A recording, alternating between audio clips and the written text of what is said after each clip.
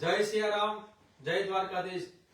ભગવાન રામચંદ્ર ભગવાનની અસીમ કૃપાથી ગુજરાતના નહીં પણ સમગ્ર ભારત વર્ષના જ્યારે સંતો, મહંતો, એક્ટરો, ક્રિકેટરો, તમામ હસ્તીઓ જ્યારે અયોધ્યામાં આવે છે ત્યારે આજે આપણા ગુજરાતના ગૌરવ સમાન જે સૌથી મોટી જે જગ્યા છે, સેવા, સ્મરણ અને સનાતન ધર્મનો જે પાયો છે, એવા સંતો, મહંતો, મહામંડલેશ્વર પધાર્યા છે। તો આપણે એ બધાના આશીર્વાદ લઈએ, એક મિનિટના આપણે દર્શન કરીએ। આ ફેસબુકના માધ્યમથી આપના દ્વારા અમે અયોધ્યામાં શું અત્યારે નજારો જોઈ રહ્યા છીએ એનું આપણે પ્રત્યક્ષ દર્શન કરવા માટે આપના બધાના પ્રતિનિધિ રૂપે અત્યારે બધા સંતોએ પધાર્યા છે, તો એમના દર્શન કરવા પણ આપણા માટે દુર્લભ કહેવાય। તો આપણે એવા સંતોના આશીર્વાદ લઈએ। પૂજ્ય દુર્ગાદાસજી બાપુ, બોલો બાપુ। બોલો શ્રી રામચંદ્ર ભગવાન કી જય। વર્ષોનો પ્રશ્ન આપણા ભારતનો જે હતો એ ખરેખર આપણા દેશના વડાપ્રધાન શ્રી નરેન્દ્રભાઈ મોદી દ્વારા આજે એનો ઉકેલ આવ્યો। સમગ્ર ભારતને પણ વિશ્વના બધા જે કોઈ આજે અનુયાયી હોય, જે રામ પ્રત્યે શ્રદ્ધાળુઓ જે હોય, એ ખરેખર આજે સમગ્ર આજે અયોધ્યા નગરીની અંદર ભરપૂર રીતે દર્શન કરવા માટે બધા સૌ ઉપસ્થિત થયા। ત્યારે એ બાબતનો આપણે સૌએ ગૌરવ લેવો છે કે આપણા સૌનો ઈષ્ટદેવ પરબ્રહ્મ પરમાત્મા રામ આજે અયોધ્યા નગરીની અંદર બિરાજમાન બનેલા છે। જય સિયારામ।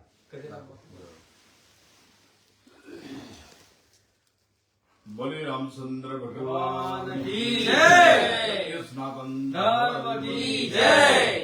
આજે ભારત ભરની વિશ્વના સંતો, મહંતો, મહામંડલેશ્વર દેવપતિઓ અયોધ્યાની અંદર આપણા ઈષ્ટદેવ ભગવાન અખંડ બ્રહ્માંડનો નાથ રામચંદ્ર ભગવાનની આવતીકાલે 22 દિવસે પ્રાણ પ્રતિષ્ઠાનો એ પ્રતિષ્ઠાની અંદર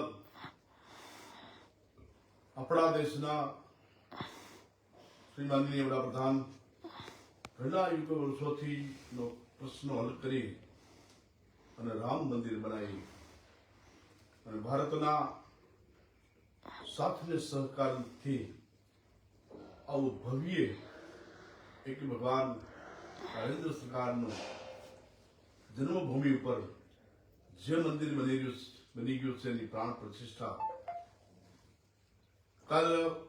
કાલે દાદા મહારાજ બિરાજમાન થશે અને વિશ્વનું દર્શન થશે અને વિશ્વના સાધુ સંતો, ભાવિ ભક્તો અને રાજકીય ક્ષેત્રના તમામ ની હાજરીમાં આવો એક ઇતિહાસની અંદર, એક ભારતની અંદર એક સનાતન ધર્મની જાગૃતિ થાય।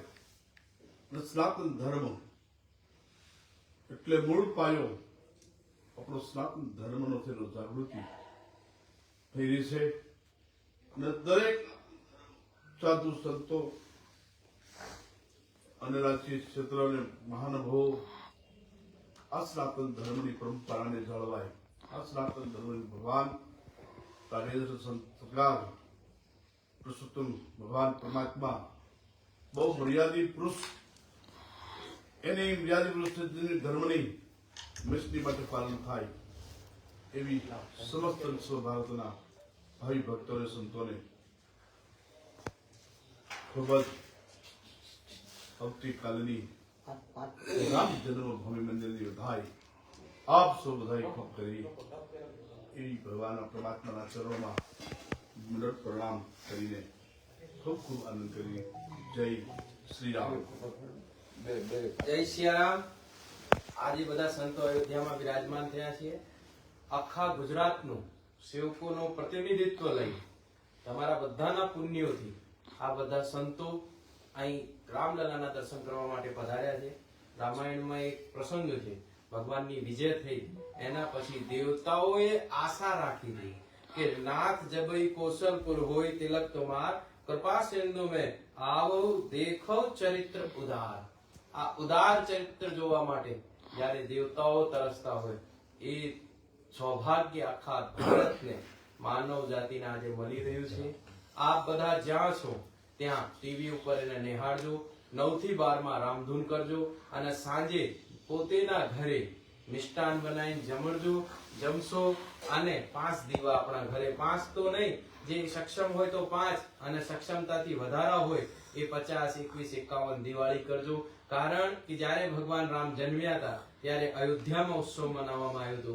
ભગવાન રામ વનમાંથી આવ્યા ત્યારે માત્ર અયોધ્યા શણગારવામાં આવી હતી. પણ આપણું સૌભાગ્ય છે કે હવે આખો વિશ્વ શણગારવામાં આવી રહ્યો છે, આખા વિશ્વમાં ઉત્સવ બની રહ્યો છે. આપ બધા જયારે રામ રાજ્યની સ્થાપનાની જોતા હતા તો હવે રામ રાજ્યની સ્થાપના થઈ રહી છે. 7 દિવસથી લઈ 22 તારીખ સુધી આખો વિશ્વ રામમય છે. જે કોઈ અગર માનવ હોય, રામચરિત્રમાં ગોસ્વામી તુલસીદાસજીએ જે ગ્રંથની રચના કરી એ માનવાહથી કરી અને એ માનવ જે છે એ ભગવાનના ચરિત્રનું અનુકરણ કરે અને આ સંતોના તમે દર્શન કરો. સૌભાગ્યશાળી છો આપ બધા. જય સિયારામ. जय श्री राम। सभी संत भगवान के चरणों में दंडवत प्रणाम। अयोध्या में सभी संत पधारे और भगवान रामलला का दिव्य प्राण प्रतिष्ठा महोत्सव जो कि हम लोग शामिल होने जा रहे हैं और सभी देशवासियों एवं सभी भारतवर्ष लोगों को रामलला की प्राण प्रतिष्ठा की बहुत बहुत बधाई। जय श्री राम। જય સિયારામ. આજે અહીં મહાપુરુષો બધા પધાર્યા છે. સાયલાથી, રુદ્રેશથી, ગુજરાતના લગભગ વિભૂતિઓ બધા પધાર્યા છે. બધાએ આપણા ગુજરાતનું પ્રતિનિધિત્વ લઈને અહીં આવ્યા છે. જેમ જયરામદાસજી મહારાજે કહ્યું તો અમે તો સાક્ષી રૂપમાં થઈશું પણ આપણા બધાના જ અમે પ્રતિનિધિ છીએ. તો અમે અહીં જે દર્શનનો બધો લાભ લઈશું. આપ ત્યાં પણ પોતાના ત્યાં ઘરે નજીકના મંદિરોમાં આ ઉત્સવ ઉજવજો. આપને 500 વર્ષ પછી આ લાભ ભગવાન પ્રતિષ્ઠિત થવાના છે અને એના સાક્ષી તમે પણ ત્યાં બેઠા બેઠા થશો એવી બધા પાસે પ્રાર્થના કરું. જય શ્રી રામ. આજની ઘડી રડિયામણી સમગ્ર સનાતન ધર્મના ભાઈ બહેનો સૌ કોઈ માટે અયોધ્યામાં જે રીતે ભગવાનની પ્રાણ પ્રતિષ્ઠા ઉત્સવ ઉજવાઈ રહ્યો છે. તમે શું ગુજરાતથી બધી જ વિહાણ જગ્યાના સંત મહત્વ પધાર્યા છે અને આ ક્ષણના સાક્ષી બનવાનો ઈશ્વરે અમને અવસર આપ્યો છે. તેનો આનંદ અમે લઈ રહ્યા છીએ. આપ શું બધી અમે બધા ઠાકોરજીની પ્રાર્થના પણ કરશું અને સૌને વિનંતી પણ કરું છું કે તમે જીવનમાં એકવાર આ રામલીલાનું દર્શન કરવા માટે અયોધ્યા અવશ્ય પધારજો. અમારા સંતો પણ વારંવાર અપીલ કરે છે કે આપણા ઘરે આ ઉત્સવને દિવાળી જે ઉત્સવ માની દિવાળા પ્રગટાવી અને રામધૂન કરી અને ઉત્સવ મનાવીએ. પણ ઠાકોરજીની કૃપા અવસર પર વરસે એવી કૃપા સાથે સૌને જય સિયારામ. જય શ્રી રામ. સર્વે સંતોના ચરણોમાં દંડવત પ્રણામ. 500 વર્ષ થયા જે રામ જન્મભૂમિ માટે લડત થઈ રહી હતી. અનેક હિન્દુએ ત્યાં પુનઃ મંદિર નિર્માણ થાય અને ફરી ભગવાનની પ્રતિષ્ઠા થાય એટલે આ લગભગ 3.5 લાખ મંદિરે ત્યાં બલિદાન વાંચ્યા હતા. જે વર્ષોથી આ લડત થઈ રહી હતી અને જેના માટેની પ્રતીક્ષા થઈ રહી હતી એનું ભાગ્ય આપણને બધાને કાલ પ્રાપ્ત થવા જઈ રહ્યું છે. કારણ કે કાલે ભગવાન માનનીય શ્રી નરેન્દ્ર મોદી જે આપણા દેશના વડાપ્રધાન છે એના હસ્તે ભગવાન ગર્ભગૃહમાં બિરાજમાન થશે.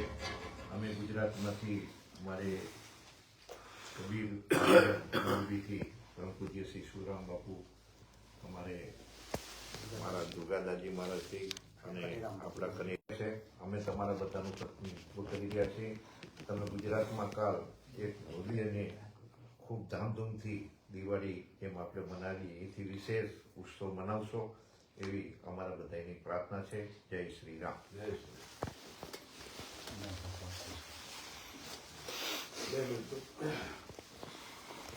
जय श्री राम। अवध में आनंद भयो, जय रघुवीर लाल की। अखिल ब्रह्मांड नायक भगवान श्री राम परमात्मा આવતીકાલે એટલે કે 22 જાન્યુઆરી નિજ મંદિરની અંદર પ્રતિષ્ઠિત થશે. રાષ્ટ્રની અંદર સત્ય, પ્રેમ અને કરુણા રૂપી એક ભાવ જાગે સમાજની અંદર અને સમાજ અને રાષ્ટ્રની ઉન્નતિ થાય એવી પરમાત્માના ચરણોમાં પ્રાર્થના કરવા માટે અહીંયા સમસ્ત સાધુ સમાજનું નેતૃત્વ લઈ અને પધાર્યા છે, તો આપણા રાષ્ટ્રની અંદર રામમય રાષ્ટ્ર બને, શિવરૂપ રાષ્ટ્ર બને અને કૃષ્ણ રૂપી રાષ્ટ્ર બની અને રાષ્ટ્રની ઉન્નતિ થાય. આપણું રાષ્ટ્ર એટલે હિન્દુસ્તાન વિશ્વગુરુ બને, લોકોની અંદર એક સત્યનો વિજય થાય, એવી જ પરમાત્માના ચરણોમાં પ્રાર્થના. અસ્તુ. જય સિયારામ.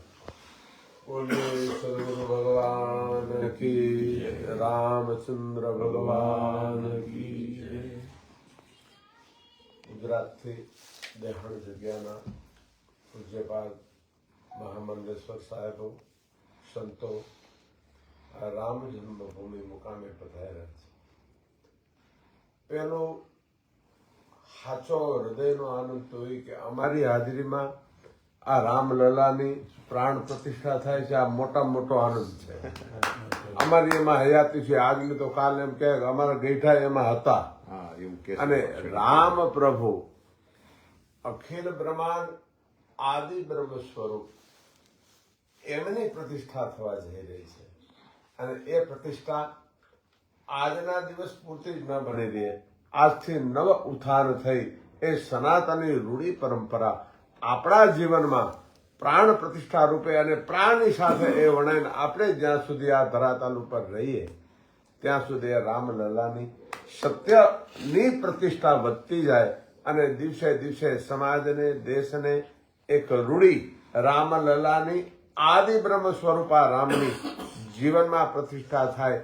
આ દિવસ વાસી ન રહે, દિને દિને નવમ નવમ થાય. એ જ પરમાત્મા સદગુરુ ભગવાનના ચરણમાં પ્રાર્થના.